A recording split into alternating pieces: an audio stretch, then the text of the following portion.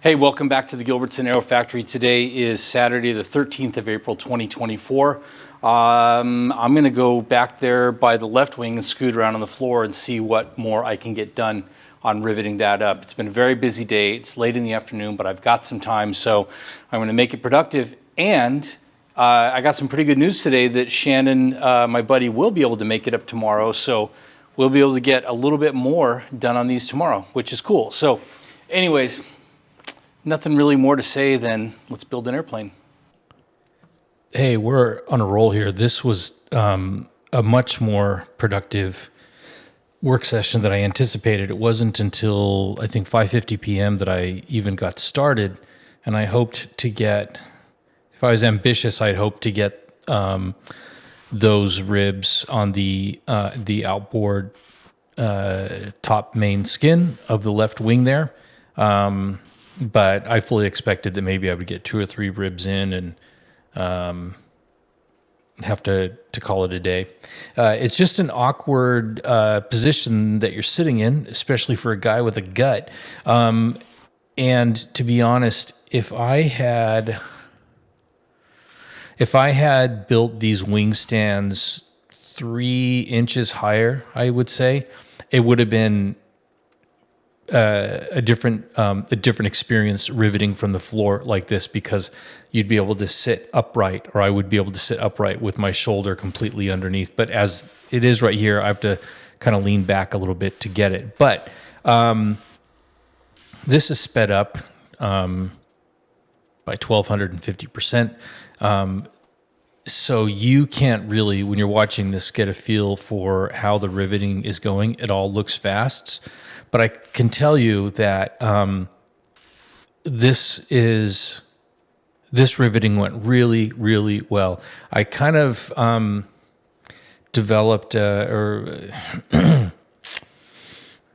different way of controlling the trigger to make me less prone to happy trigger, where it kind of runs away. I've talked before about if you're using your index finger for your trigger finger, then sliding your middle finger up behind the trigger itself. Imagine, a pistol that doesn't have a trigger guard around it. You can get your other finger behind the trigger, and that could prevent you from pulling the trigger all the way. But what I started doing today, because one of the problems that occurs is when you pull the trigger, if it's sticky at all, and it's going to be, as you're trying to get the trigger to break, it can snap over really hard. And that's especially true when you're sitting at odd angles and you can't, your wrist is, canted and whatnot. So what I started doing today was the same thing with the middle finger behind the trigger, except instead of having it wrapped around the grip and just there as sort of a safety, I was pushing it out against the trigger. So I was using both fingers, using opposite force to control the trigger really slowly, if that makes any sense. So the trigger finger, index finger, is pulling back while the middle finger is pushing out, and it's much easier to get the trigger to break without it running away. And man, what a difference it made. I could find exactly the amount of pressure I wanted and just hold it there, ramp into it slowly. I could tease the trigger really slowly to make sure that my bucking bar felt comfortable and it was exactly where it needed to be. And, you see me after every row, I will get up and walk around and check that the rivets are good. And those were the riveting that I did today. All those rivets are some of the best that I've done in the entire course of the build. Now, when we get toward the end of this, you'll see me drilling some out, and that's really not a surprise. I did, I think right now what we're watching is I've made it all the way to the overlap of the skins, and so I'm doing that double row. And then I'll go down to the outboard end and realize that not only can I get stuff along the spar, but I can actually completely finish those last 2 rivets. I can reach those top to bottom.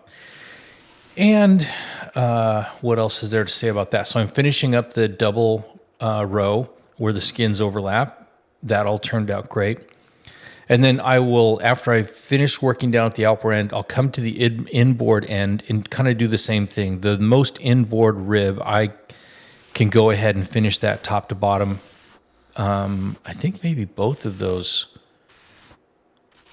Well, I can go outside and look, but oh yeah. So the two inboard most ribs, I was able to finish those, but that still is pretty wonky. That's a really narrow space to get in there with your hand and get a good grip on the bucking bar. So there were two rivets in this first really narrow bay where the wing walk is that I just smeared the rivet. So right toward the end of bucking it, the bucking bar kind of jumped and I drilled them out nice and clean.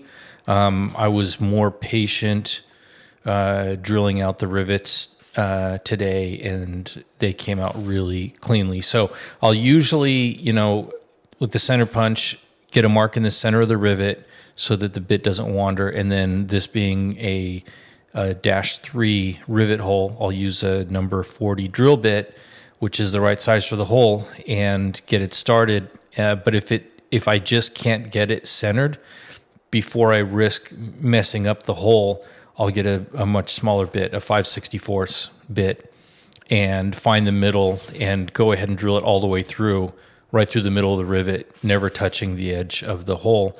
And then I can come in with the 3/32 or the number 40 bit, and it'll just take a couple turns and the head of that rivet will break off, and then you can punch the rest out. So it's still clean.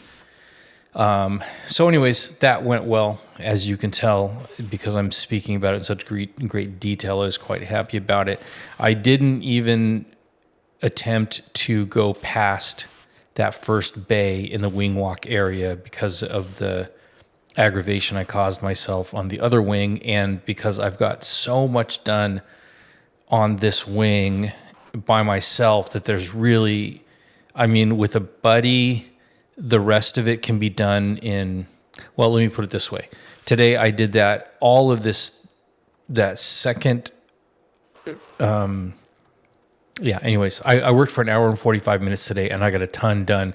I think that an hour 45 minutes with a rivet buddy would be enough to completely finish both wings, but that's how much I was able to get accomplished. So yeah, it was a really satisfying session when I thought that maybe I was just going to get a handful of rivets done today. There you saw me kind of working with that here we go with the 5/64. Yep, got it all punched out. So that means Shannon will make it up tomorrow. We have a project to do on his truck before we even think about doing anything with the plane. So maybe he'll be able to help me buck some rivets, and maybe not. We'll see. I do have to make a run up to Fort Worth, probably Monday or Tuesday, sometime early this week. So it could be that it's not until next weekend that we get to finish this, but we'll see how it all plays out. I do appreciate all the comments and remarks from you folks now that I'm back in the shop doing this stuff.